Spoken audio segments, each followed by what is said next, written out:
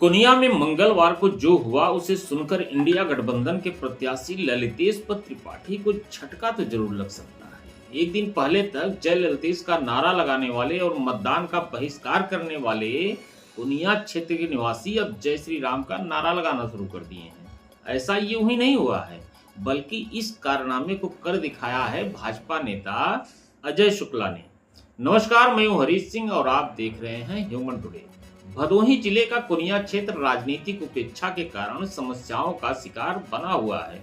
इस क्षेत्र की सबसे बड़ी समस्या यह है कि यह गंगा से 3 तरफ से घिरा हुआ है। इस क्षेत्र के लोगों की सबसे बड़ी मांग गंगा पर पुल बनाने की है, दूसरी मांग तहसील की है। कुनिया क्षेत्र के लोगों को सरकारी कार्य के लिए लगभग 40 किलोमीटर की दूरी तय करके ज्ञानपुर आना पड़ता है। खैर, यह तो एक अलग समस्या है, क्योंकि यहाँ के लोग पिछले कई वर्षों से गंगा पुल की मांग करते चले आ रहे हैं। चुनाव के समय वोट मांगने के लिए जब भी कोई जाता है तो आश्वासन का झुंझुना पकड़ा कर चला आता है, किंतु उसके बाद कोई भी इस क्षेत्र की सुधि लेने नहीं आता है। इस क्षेत्र के लोगों को यदि मिर्जापुर जनपद जाना हो तो मात्र 10 मिनट में गंगा पार करके जा सकते हैं, लेकिन पुल न होने के कारण कम से कम 50 से 60 किलोमीटर की दूरी तय करनी पड़ती है। हालांकि दिसंबर से जून तक यहाँ पर पीपा पुल बना दिया जाता है, जिससे कुछ राहत तो जरूर मिल जाती है, किंतु बरसात के दिनों में समस्या विकट हो जाती है। लोग जान हथेली पर रखकर अपनी जान को जोखिम पे डालकर नाव से गंगा पार करने को मजबूर होते हैं। कुनिया का क्षेत्र मिर्जापुर और प्रयागराज जनपद से नजदीक है, इसलिए इन जिलों से लोगों का व्यवसाय और रोजी रोटी भी जुड़ा हुआ है, किंतु पुल न बनने के कारण लोग सरकार से नाराज हैं। पिछले दिनों भाजपा के कुछ नेता व जनप्रतिनिधि चुनाव प्रचार करने कुनिया क्षेत्र में गए तो लोगों ने विरोध में नारे लगाए और मतदान बहिष्कार करने की बात कही। लोगों का नारा था कि पुल नहीं तो वोट नहीं।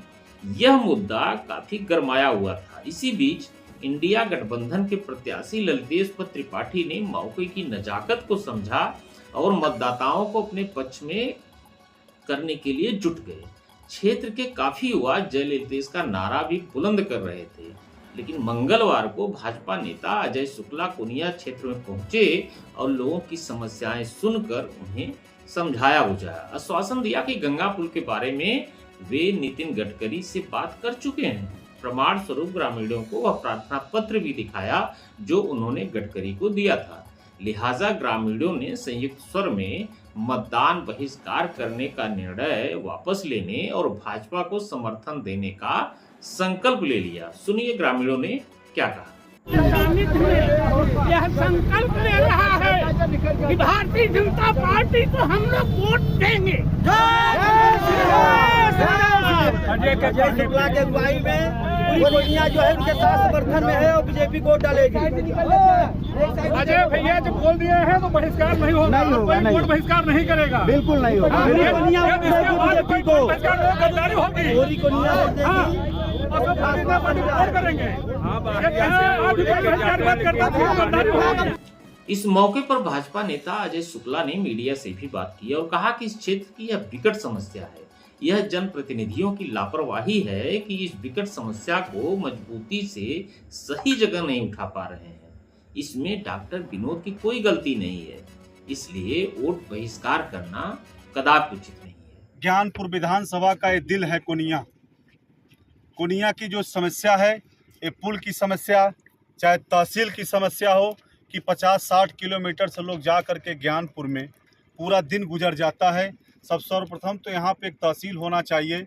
अब लेकिन अब क्या कहें, दुर्भाग्य है।